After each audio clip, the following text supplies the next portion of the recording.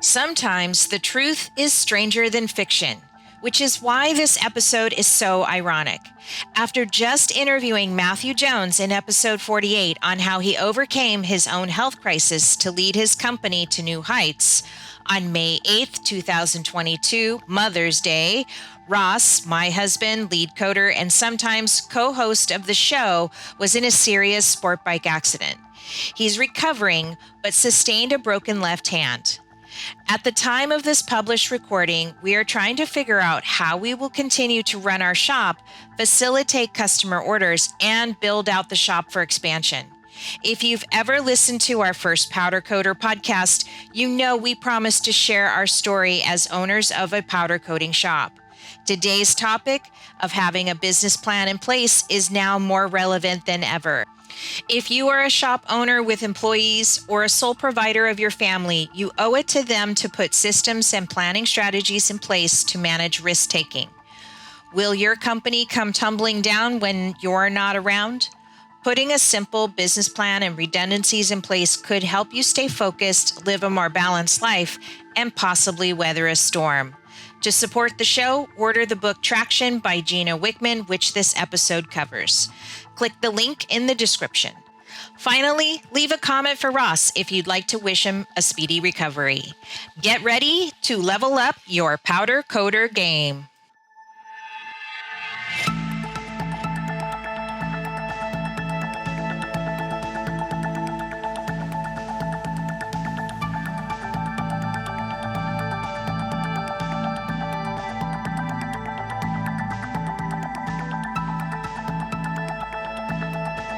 Welcome to Ross Coates Powder Coater podcast. I'm your co-host, Kim Scott, where we interview influencers and talk about trending topics so you can grow your powder coating biz. Are you feeling like a zombie worker in your own company? I know I am. Today, we're simplifying the road to progress with John King of the book Traction and the EOS Worldwide. John, welcome to the show. Thank you so much for having me. I appreciate it. Good to be with you. So, John, what exactly do you do? You know, there's this book that Gino Wickman, maybe I can share my screen and show people the book that I was talking about. But you work, go ahead and tell people what you do using the book Traction. Yeah. So in its simplest, most direct form, I help entrepreneurs and their leadership teams get everything they want out of their business. So that probably sounds like a fairly bold claim, but in my mind, it's actually a fairly practical claim. We're going to decide what it is that you want, and then we're going to figure out a plan to make sure that we go and get it. And so the problem that most entrepreneurs face and their leadership teams face is that a lot of times they feel stuck, they feel frustrated, they've got people issues, they got process issues. They can't figure out, they try to pull every lever, but they can't quite figure out how to take the company to the next level. And so what I do is at the end of the day, we're trying to help them get control. So they're not being controlled by the business, they're in control of the business, and ultimately increase the value of the business. And so at a high level, what I'm helping the teams I work with get masterful at really is three things. And I call it vision, traction, and healthy. So vision just meaning getting everybody 100% on the same page with where you're going and how you plan to get there, right? Traction is really about instilling discipline, instilling accountability so that wherever it is that we decide to go with this company, we actually see people executing on the vision. And then healthy, to me, this is kind of the key to the kingdom. Healthy is all about making first a leadership team more cohesive, more functional, more open, more honest, more harmonious, having more fun, because most leadership teams are not that way, right? Most are dysfunctional.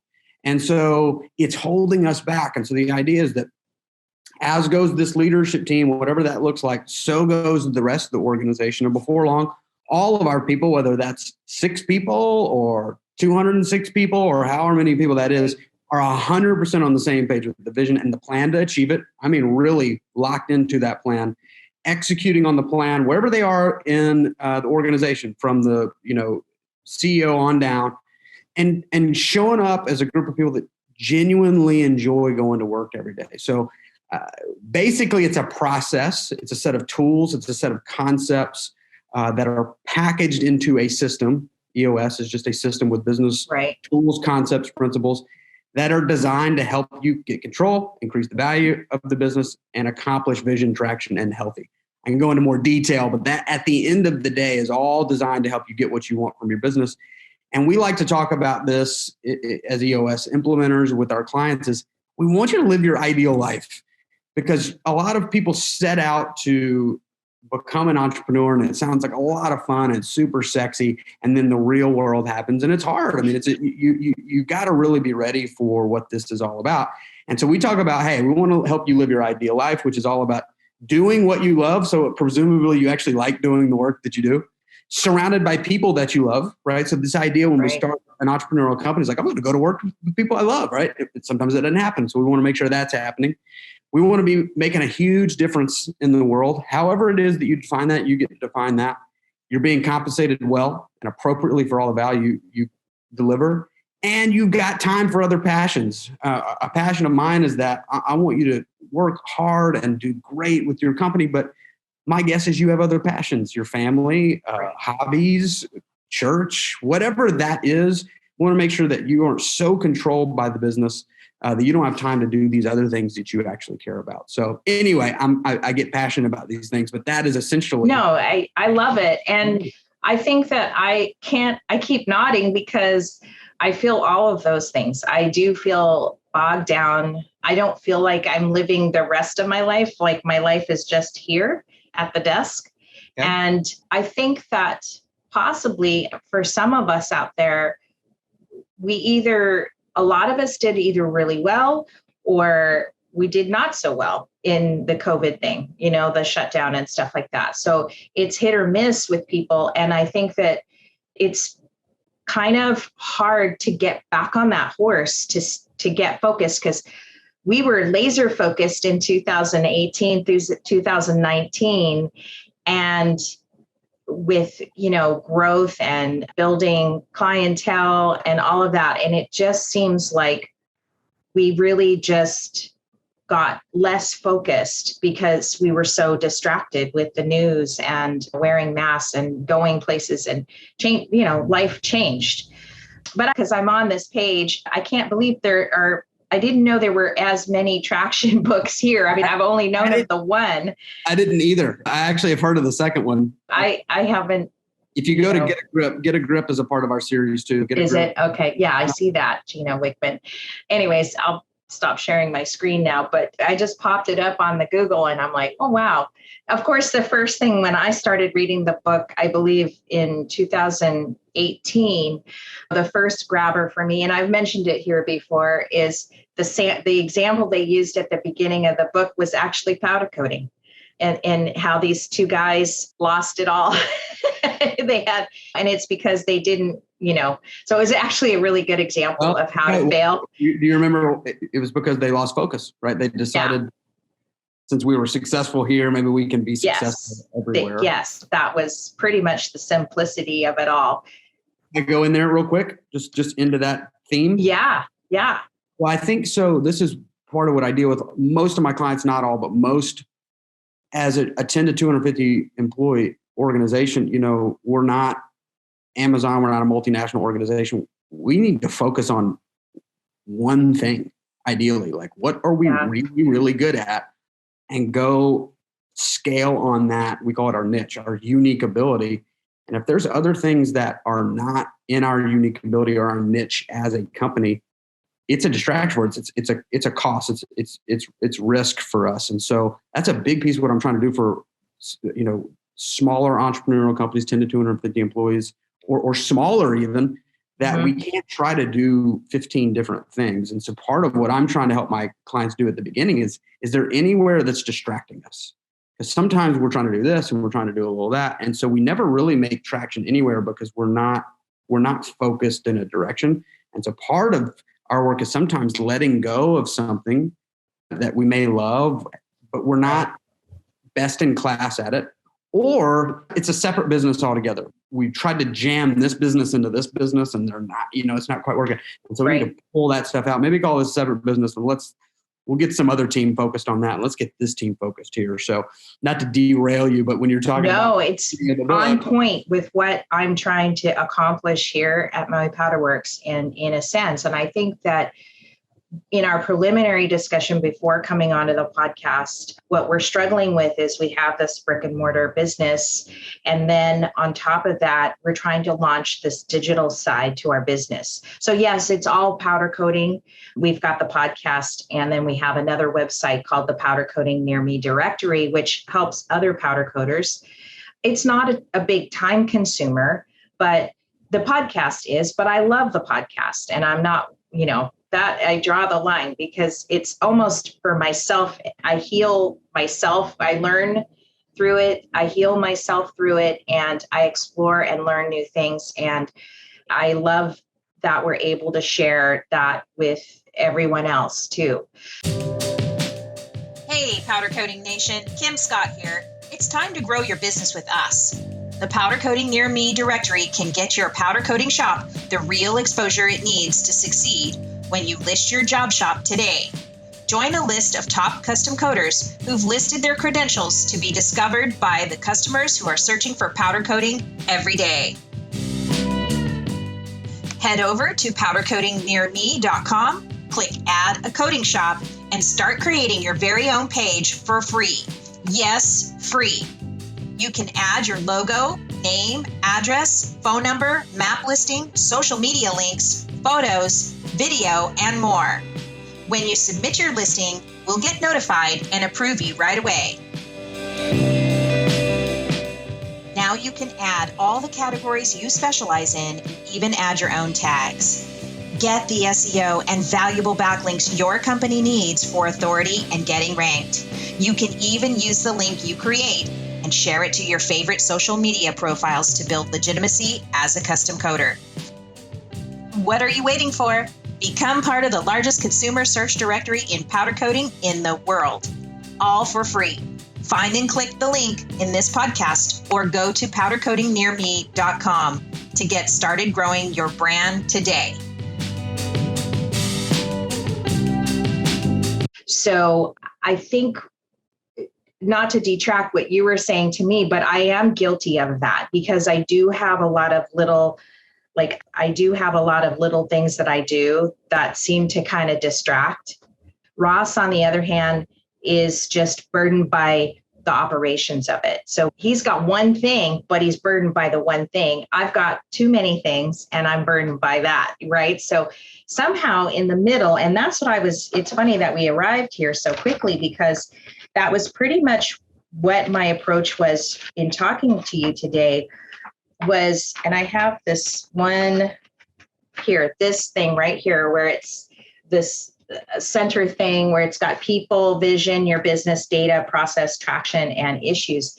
And I feel like we have some of these going for ourselves really well, but in other areas we're suffering, right? We're really suffering with that. And so it's an incomplete model, I guess, and stuff.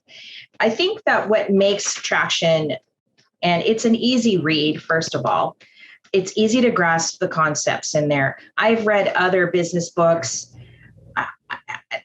in other classes that I've taken and stuff like that. And it's like, are you kidding me? And they were supposed to simplify like financial statements and stuff like that. And it just got so overwhelming. I can't think of the book right now, but I was like, wait, you just confused me even more. So I guess what my main point is that you must read traction because it's like dieting. If you can stick to the diet, you will lose weight, right? This is such a simple formula. You do have to do some work. And yes, you need to be focused. But if you can stick to it, you will win. You know what I mean? You will win. And that's refreshing to me. Can I add to this simple concept? So I think what Gino kind of pulled off here with the OS is pretty remarkable. I think his discipline to listen, he had to figure out how to get this thing into 20 tools. We have 20 tools. And there are thousands of ways to think about how to shrink your business. The genius is going, what are core tools we can pull some levers in our business that will help us go from A to Z. So that's the first comment, is that there's a genius in its simplicity. And so we don't need 50. I get from some of my clients, hey, can we learn some new tools? I'm like, you don't need more tools. I promise you, we need to focus on blocking and tackling at a high level. Let's focus there first. So there is a simplicity to EOS. It is not, I don't think any implementer would tell you that it's easy. Doing this work, it's phenomenal for my clients who have been with me a while, for them to reflect back on how they've changed. Really, at the end of the day, it's about, are the leaders willing to become new people, change their thinking, change their habits, change how they have done things in the past. That isn't easy. So we have to check our ego, our roles, our past beliefs, and really put everything on the table for the greater good of the company. And that's scary, right? And so the system in and of itself is simple, beautiful, what Gino's done. The work that goes into it, not easy, because here's the kind of like secret that I let teams in on over time, is that we think about all of our issues and we tend to go, all these issues out here. The issues are on the leadership team. The root of the issue is almost always the leaders, always. And that's the humbling part we have to come to as leaders, to go, oh, so all this stuff isn't working because I think it's me. I think I'm the one. That's our first step, because we blame employees and we blame suppliers and we blame the government and all this other stuff. And that stuff, I'm like, that's great. And there might be some truth to that, but you can't control that.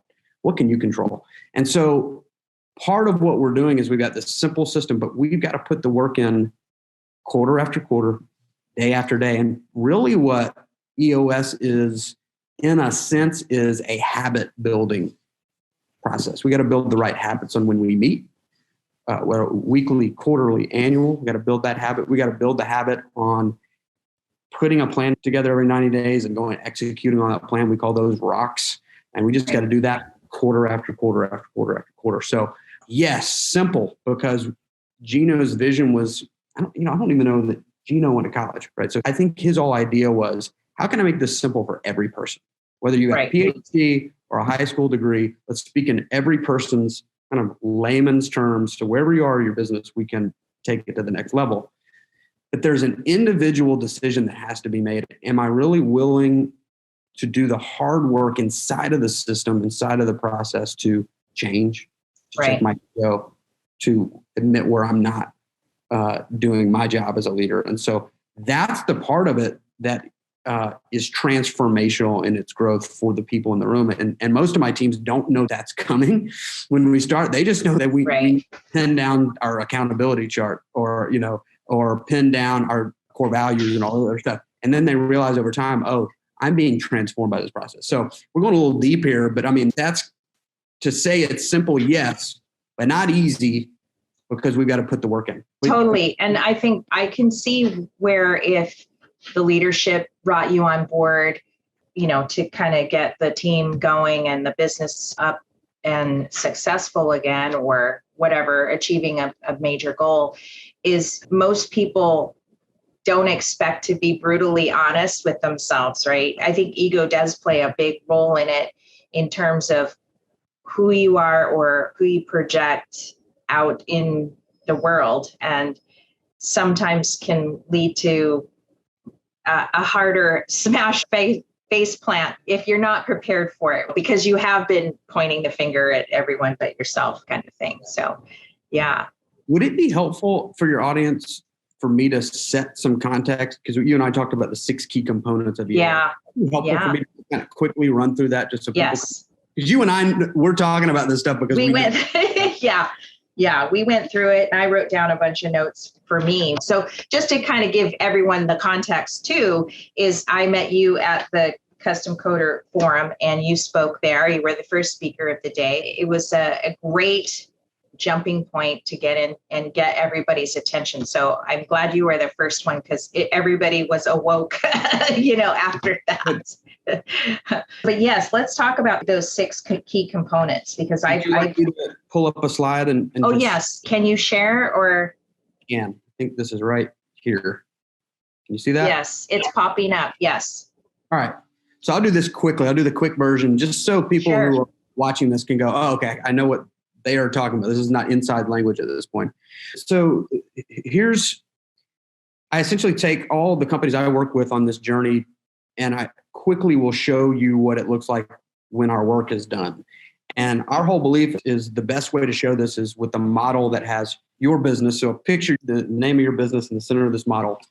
And this model really comes from a discovery that all entrepreneurs, and I'm sure you can attest to this, all entrepreneurs, all entrepreneurial leaders are wrestling with 165 issues at the same time. Stuff's just coming at you left and right. It's just a lot, right? And the idea is to the degree that we can focus on strengthening 6 key components of our business, those 156 issues or whatever it is start falling into place because they're really symptoms of a deeper root cause. They're really just symptoms. And so our whole ethos is let's solve those things at the root. And this is what will give us control of our business. And so we do that by getting clear on 6 key components. I'll quickly go through what those are. So the first key component of your business, of any business, is a vision component. And again, that's getting everybody 100% on the same page with where the heck are we going and how do we plan to get there? And we've got tools that will strengthen that. People component is this. We cannot achieve a great vision without great people. So we have to define explicitly what does it mean to be a right person for our company, because it's different for every company. So we've got to be clear. What does it mean to be a right person? A data component, which is really about running the business on facts, figures, objective information, as opposed to feelings, egos, and subjective emotions that tend to drive decision-making in growth-oriented entrepreneurial companies. And so this is really all about making sure we're making better decisions with good data. And so when these 3 components are strong, this is our belief, we get this transparent, clear, lucid organization where all of our issues and obstacles, needs, and opportunities are all they're just screaming at us, right? And we're clear on what they are. And so we just got to get really good at solving them. We like to say that there's really only been 27 issues in the history of business. They just repeat themselves over and over and over again. And I find that to be true with my teams. I've got 23 teams right now that I work with. And I just see the same types of things over and over again. We just got to get good at getting down to the root of the issue, not solve a symptom, root of the issue, tee that issue up, knock it down, make it go away forever. Process component. Earlier, I said, I want to help you get control of the business and increase the value of the business. So some people want to sell their business at some point. And a prospective buyer is only going to buy a business that has systemized their business, right? If it's just a mess, there's nothing to buy. There's no value there. And so this is all about doing the most important things the right and best way every single time so that we're consistent, we're scalable, we're more profitable, and it makes things easier to manage. And then the traction component is bringing the vision down to the ground and executing on it with discipline and accountability every single day. So you and I, we can go into all the detail of those tools, but that helps anchor our conversation, hopefully for your audience a little bit, that this is really what we're talking about. And so we want to go through a process of putting tools. There are 2 tools and disciplines for each component that help strengthen these key components. And here's the good news. Our goal is not to get these to be 100% strong because they're never going to be 100% strong. Our goal is if we can get them 80% strong or better, you have transformed your business. We're running a better business. We're living your ideal life. So I hope that's a little bit helpful for. It is. I like that data. Could you pop that back up again? Just because I have a couple questions or a follow-up to that is I liked how as you processed and pulled these up, they were actually kind of related, the data, and then after that came the issues. And it's kind of funny because I'm always scratching for that data, whether it's social media data about, engagement or awareness or how your campaigns are going, or it's financial data, because getting that data down in the first place helps you understand how come it's not like this, or how did we get it that high? And that it keys into those issues, right? Some of them, not all of them. It's a phenomenal tool to figure out, really letting us know, do we have an issue? Right. Yeah. So we use a tool called a scorecard, and I can quickly kind of give you the idea of what this is all about. Let me jump here a little bit. So the data component is, the first tool is this tool we call a scorecard. And the idea is we want to get clear on leading indicators. So lagging indicators like quarterly profit and all the other stuff is very important, but we can't do much about it because it already happened. We want to control the things we can control today. So on a weekly basis, what are the things I would need to know that my marketing is on track, that I'm generating good leads, target market leads? What are the things I need to know that we're selling, we're closing at a high rate so that, we've got a good pipeline, that we're bringing in new business? What are the things that will let me know that all my operations are on track? Do we have happy customers? Do we have unhappy customers? Are we being efficient in how we do our operations? What are the things that would let me know financially that we've got good cash flow, that we don't have tons of receivables, we've got plenty of cash in the bank? And so the idea is that we want to kind of get clear on what are some measurables we can keep our head around on a weekly basis. We set a weekly goal, and this keeps us focused. Right? Let's make sure we're hitting these goals. This is like the minimum standard. We should be doing these things week in and week out. And we want to get clear on who's going to do it. So it's not passive. Who's going to actually on your team go do this stuff? And the idea is if we can look at 13 weeks at a glance, which is a quarter, to your point about issues, you can figure out, well, marketing's working. We're hitting leads coming in like crazy, but our conversion ratio is just tanked. Oh, do we have a people issue over in, is our head of sales not very good? Powder coater grouchy when he talks to customers, right? Yeah. I mean, it can get overwhelming as a small company. Sorry to interrupt, but I guess the point that I want to convey to our listeners is that no matter what stage your business is in, if you're just starting up or you've been established for a while and you're saying to yourself, I don't need all this stuff, you kind of do, because it's important for you to understand, not just to get, if you're the person that say, well, I don't have any issues. If you're taking that stance, I'm saying that at any level of your business, you can implement these kinds of things, these kinds of tools. You don't have to I used to think, okay, well, I got to get to a certain point. We make a certain amount of money every year, and then I'll hire this person or whatever to help me financially or whatever. It can happen at any time. And what makes it easy is these tools are available for you to start looking into now. It can happen at any point. Yeah. And so with EOS, the nice thing about EOS is there are some people who are ready just to take it all on, and they work with somebody like me, and we go full tilt boogie and we do it all. Right. But what's important to remember is, say you're kind of just getting going, these are not tools or concepts that were created by Gino, right? These are time-tested concepts, tools that were pulled into a system. And so this is what I would tell, anybody who's a little skeptical is these tools are not on trial. They work. Right. And they work for $1 million company or a $50,000, Because you're really trying to get down to the principal level that at the end of the day, if you look at what's going on here, we need to measure our activity. At the end of the day, if we're not getting the results we want in our business, we always got to go back to the activity. We're not doing the right activities then. We're not getting the results we want. It is guaranteed we are not doing the right activities. And so we got to figure out what are the activities we should be doing that leads to results. That's really what a scorecard is. It's just making sure you're doing the right things and stop doing the wrong things. Here's a message from today's sponsor. Roscoe here from Maui Powder Works. We've been providing customers with high-end custom coatings for over 20 years. We love the powder coating business.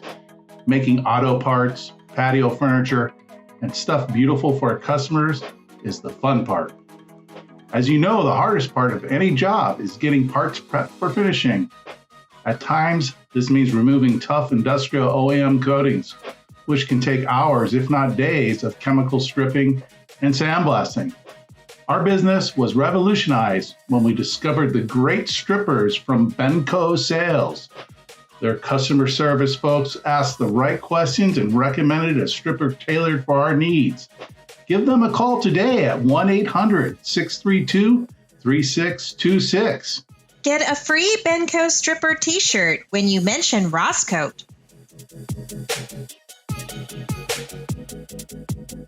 Right. And I think the simplicity or the initial, because I've seen this through the Facebook groups and stuff. Oh, well, you just need to put some ads out on Google and Facebook and, that'll solve all of your problems. And I know when you're starting a business or whatever, getting that awareness and that engagement from people in the first place is key. It is really key, but it's not a one size fits all, and it's only going to work for so long. So you've got to eventually get into other things like customer outreach too, figuring out how much money you're making and how much is going out and stuff like that. Right. So, I mean, there's no one size fits all. What works for one company in terms of marketing doesn't necessarily work for the next one. So, right. Facebook ads for some of my clients that are more B2C retail, that might be exactly what they need to do. And then I've got a $200 million general contractor who's building large hotels. They don't need to have Facebook ads. It's just not a waste of their time. So there's no magic pill here. It's all, are we getting a return on investment? The first thing before we do any marketing is figure out who is our customer. Right. What's the value proposition to them? That should guide all of our activity. So first, if we're not clear on the customer and exactly what their pain points are, exactly what they're needing from the marketplace, then doing just a bunch of marketing activity isn't relevant. We've got to first start with who are they? What are they struggling with? What are they trying to achieve? What value can we provide in a way that provides more value to them than their other options?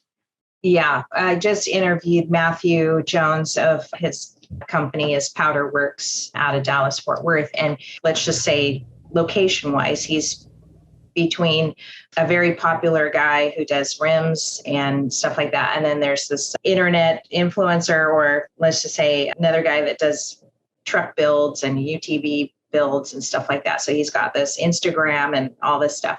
So, in the middle, he's figured out that doing rims is okay if he gets them, but he's not going to go out and pursue that because these guys are doing it so phenomenally well. He can focus on more architectural.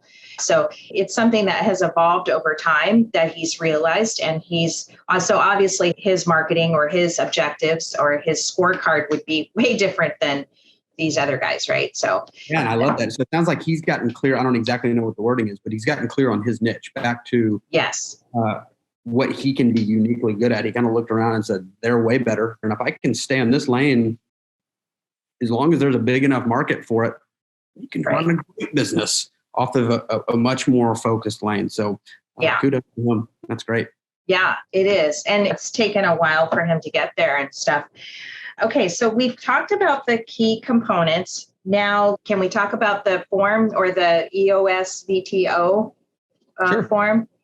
Let me share my screen. And I'll head over to this here. Have it brought up. Can you see? Can. Yep. Okay. Is it too big? I might have made it too big. I mean, I can't see all of it, but we can scroll down. Here, let me go back to that. There we go. That size should work. So there's those 6 key components right up there. And I just thought, what, we've got a few more minutes to go. We could just maybe make up an example of what XYZ powder coater, guy starting out would be, just kind of working our way through what these different components are of this next part and just filling them out. So just as an exercise, right? Like how you would do it and stuff like that. Okay. So as a powder coater, I can refer back to my vision traction organizer is our core values. Obviously, I have words like partnering, passionate, partnerships. I think I have friendliness as a core value. I think I also have experience because Ross has got so much experience in the powder coating compared to everyone else. So those are some of the core values that I've written. Are those the right words to use, or how do we approach this first section? Let me anchor in some concepts. First, core values is really about, it's defining your culture.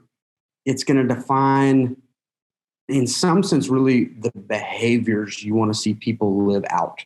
Mm-hmm.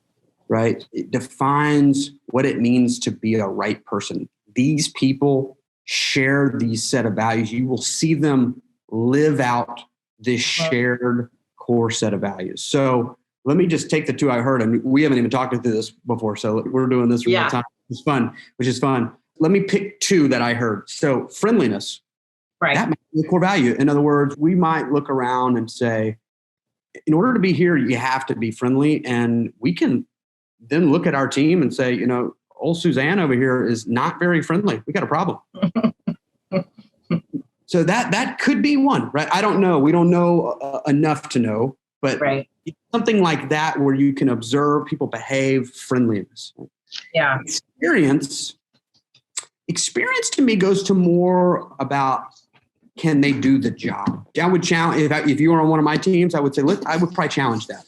Okay. How do you live out experience? What does experience mean in terms of our culture, right? So if you come in and you're an 18-year-old intern versus you've been in the industry 56 years, that's more, so you had experience, to me, doesn't sound quite like a core value. Yeah, you're right. It isn't. More, really about, can you do the job? Right. So, a lot of things I'll see is like driven. At EOS, help first is one of ours. So our whole thing is, first thing, let's just help you out. And if something happens from there, great. We talk about grow or die.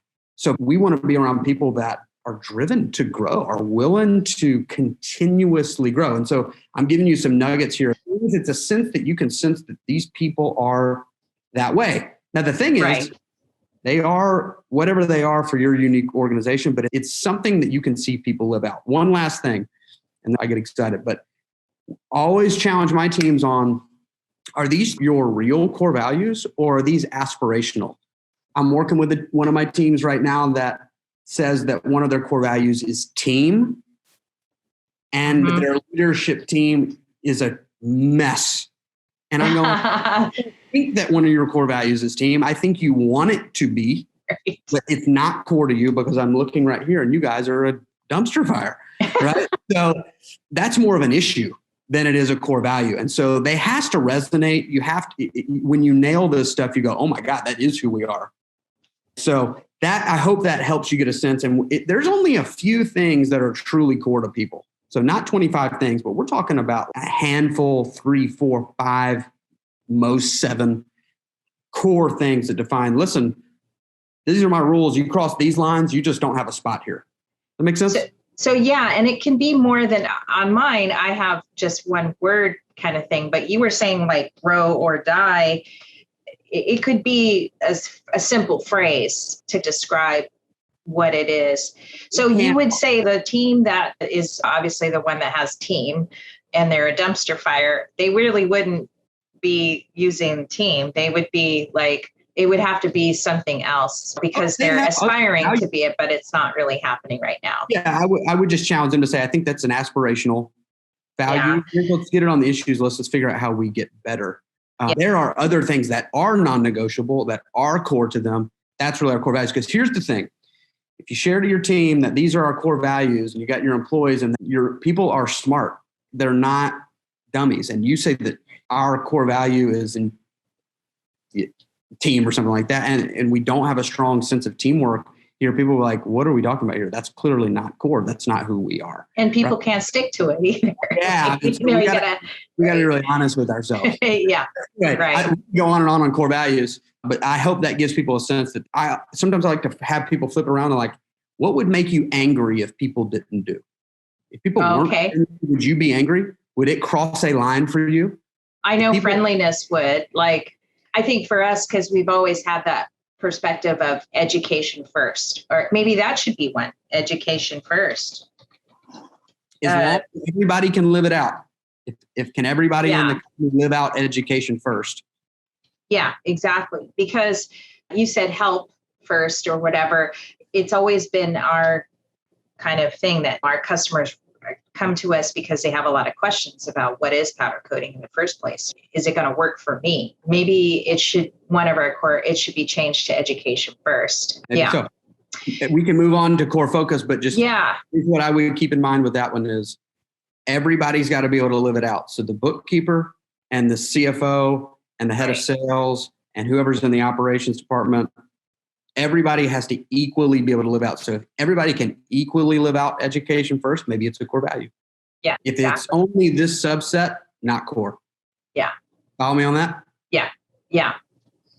This one kind of takes that first part a little deeper, right? Even deeper, where you're talking about your purpose, cause, and passion.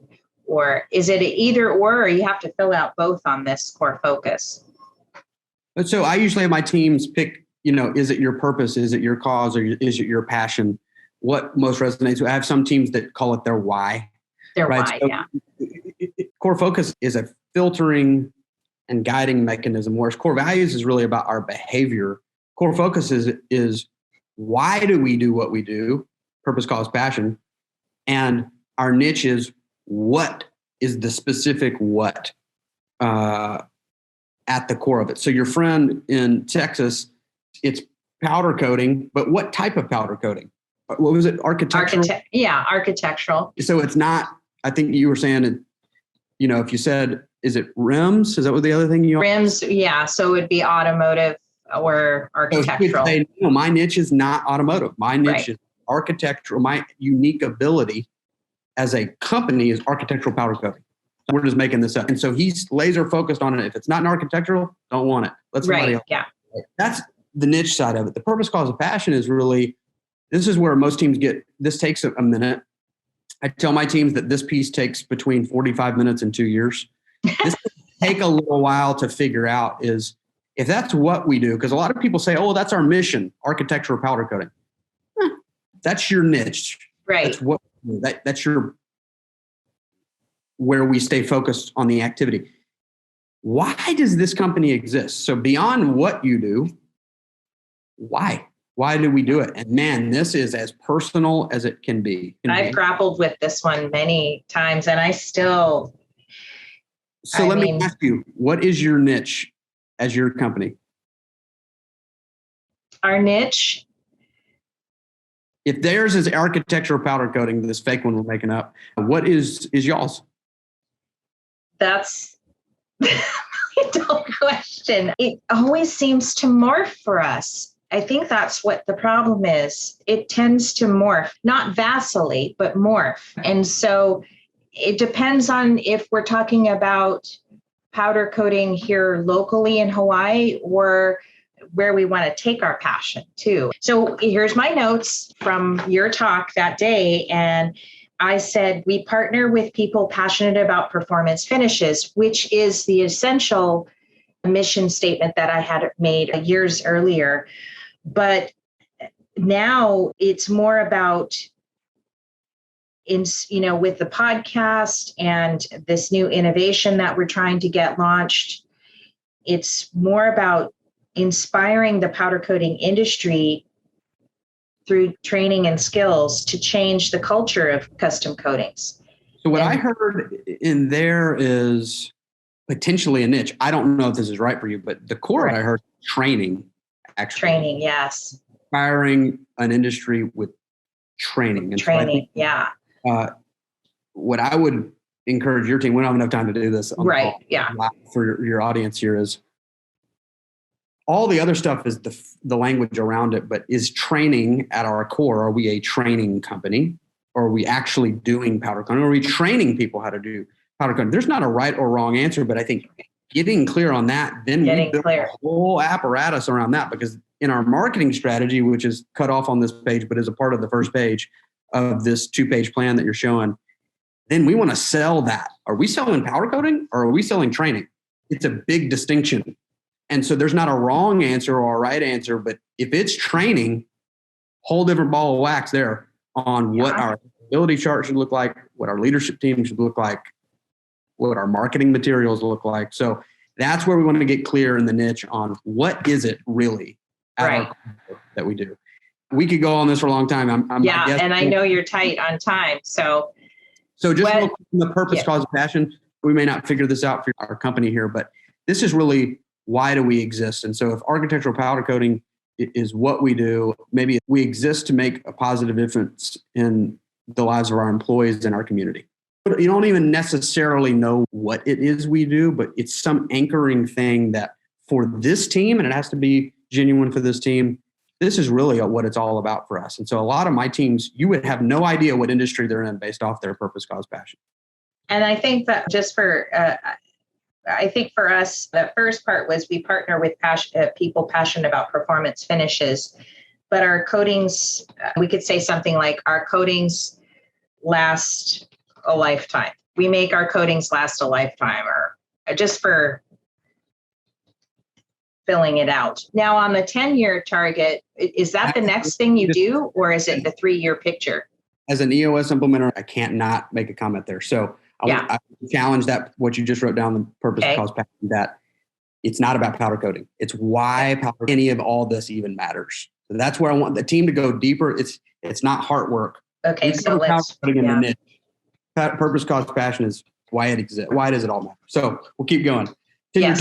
Okay, good. I put it there so now people can see, why does it matter? What's your why? Okay. So then on the next year, is it the 10-year target or the 3-year picture that you do next? 10-year target. Okay. We want to put that flag on the ground. So this is our moon landing, and this is where it doesn't have to be 10 years. It's somewhere between 5 and 30 years is kind of what we look at. Most of our clients do 10 years. We just call it a 10-year. And this can be quantitative. This can just be dollars and cents. This can be products sold. This can be share of the marketplace. It could be qualitative. We're going to be the best in this industry. So you just got to figure out the real key thing is that it's something that you ultimately want. It's the big want in the business. That we're going to work at over time. And the key is we may not know how to get there today. So with my teams, we're like, well, how are we going to get there? I don't know. Right. So let's pick a number. Let's have fun here. Let's do a revenue goal. You could say, hey, we want to do 30 million in revenue. Yeah. 30 million. By the end of 2032. You and I are making some up off the. Yeah. And that could be what it is. And some people, it's not money. I have a team that very philanthropic. Their goal is to give a large portion of profits to causes. What it lets them know is if we're going to give this much, our company has to be this big. Right. Yeah. It's a big goal. Yeah. Really, they're driven more by what they can do in the community. So it's just got to be whatever it is. Yeah. Hi, this is Ross at Maui Powder Works. I have this problem with my finish. It's peeling and cracking, and there appears to be a white powdery substance underneath. What's happening? Oh, yeah, that's a common problem. It's called electrolysis, and in extreme weather and climates, it can ruin the life of your finishes. What we do to fix this is we install a DuraLife fastener. Prevent the early onset of coating failure with our specially designed screw cap that fits any 1/4-inch hole. Give all your commercial and residential jobs the longest durability against corrosion in harsh environments, perfect for powder-coated, painted, or conversion-coated finishes. To order your DuraLife sink fasteners today, go to MauiPowderworks.com, click Shop, then click DuraLife. While you're there, check out our other products. Extend the life of your finish. Let DuraLife be your protector.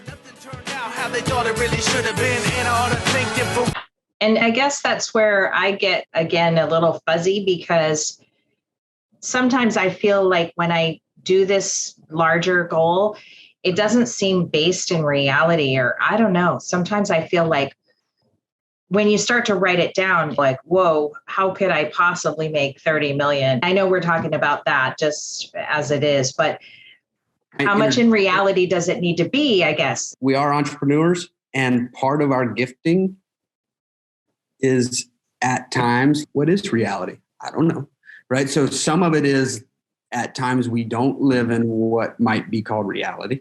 That's what helps. That can be, entrepreneurs can be part of our superpowers we can see something and sense something that may be objectively a little bit aggressive.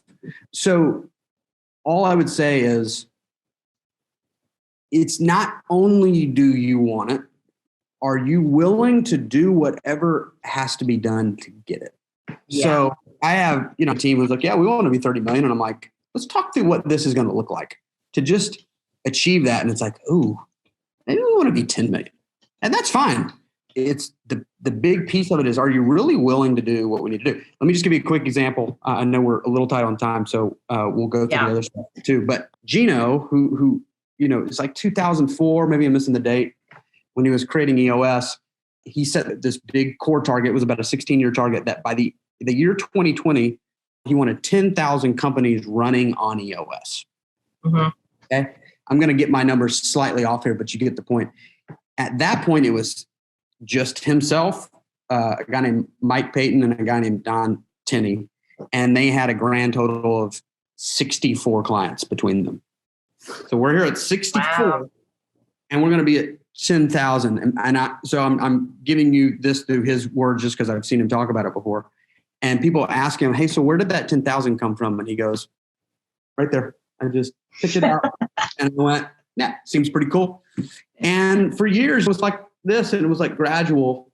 And then it hockey sticked. It hockey sticked up. And during the pandemic, a quarter early in 2020, we hit 10,000 companies running on the US. Oh, wow.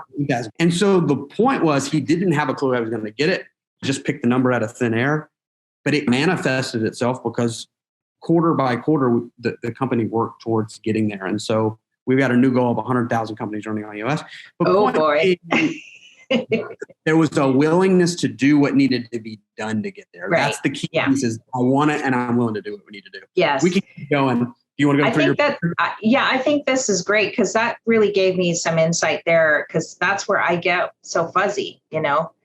And let's just finish up with we're at the mark right now. So if you want to stop, we can, or we can just finish this out. We don't have to get into marketing. Go down to the bottom real quick. Let's finish up a marketing strategy next. And so okay. It's so important. And I say this for anybody, whether they're starting the company or they're $50 million. We shouldn't do anything unless we're absolutely crystal clear on who is our ideal customer. Yeah. It all starts there. All of this starts with your powder coating, you're doing what I do. It doesn't matter until we have a customer, and we got to get the perfect ones. And so the target market is all about who is my ideal customer. Demographics. Is it a business that I'm selling to? How big is that business? Is it an individual? What ages are they? Are they old? Are they young? Are they into rap music? Are they into rock and roll? Give me the demographics. Who are they? Clear in your mind. Where are they? Are they in Hawaii? Are they in Orlando? Or does it not matter? Are they everywhere, right? Who are they? Where are they? And the most important thing I think is, we call this the psychographic profile of the target market, but how do they think? What are they struggling with? Yeah. What are their frustrations? And so you, in powder coating, if we have more time, we dig into this, but what are their goals? What are their aspirations? Not as it relates to you per se, but just in what they're trying to accomplish. 3 uniques are our proposition to them. So I can quickly do this, but our target market for EOS is growth-oriented entrepreneurs, companies with 10 to 250 employees who are willing to be open and willing to be honest and willing to be vulnerable, and they're more afraid of the status quo than they are of the prospect of change. That's target market. Our 3 uniques are, you can write this down, vision, traction, and healthy. So I said that at the beginning of our podcast. Yeah, you did. Yeah. That's our value proposition. And so we deviated from our fake company here by using EOS as 3 uniques, but I'm just trying to give an example of the value proposition that entrepreneurs are looking for is they want a clear vision, they want to gain traction, and they want to get healthy. And so that's what we need to be doing. That's our messaging to them. Quickly, proven process is like a visual way of describing our sales process, how we sell, and how operations will fulfill what we're selling. And then a guarantee, you've seen the money back guarantees, whatever it is, where if there's a fear we can take off the table to make sure that we increase our closing rates, it's a way to do that. We could talk about more of that if you wanted to.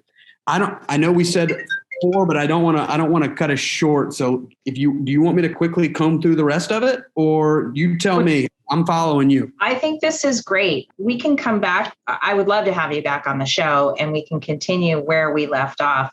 I think that this pretty much kind of is wrapping it up. I think that it's just basically what your projections are, right? For the 3 years. At a high level, it's this. Yeah, high level stuff. 10-year target. If we got to be at 30 million by 2032, where do we need to be by the end of 2024? Right, exactly. And then what does it look like is all about, describe this place to me. How many employees do we have at this point? If we're here today, how many do we have then? Yeah. How many, are we in a new office? Explain to me what this company looks like that doesn't yet exist. So that's what 3 picture is. You go down to the second page to 1 year plan. Yeah, sorry, mine's kind of messed up right here. Okay. 1-year plan is just starting to break that 3-year picture into the plan for 2022. And so we predict our numbers again. And then the key is, this is where so many people mess up, is 3 to 7, hopefully closer to 3 goals for the year, not 25 goals. Right. I'll go to the next piece real quick. If you can scroll up just a hair. Rocks are 90-day priorities. And so you just 90 take days. Okay. and you break it down into 90-day chunks.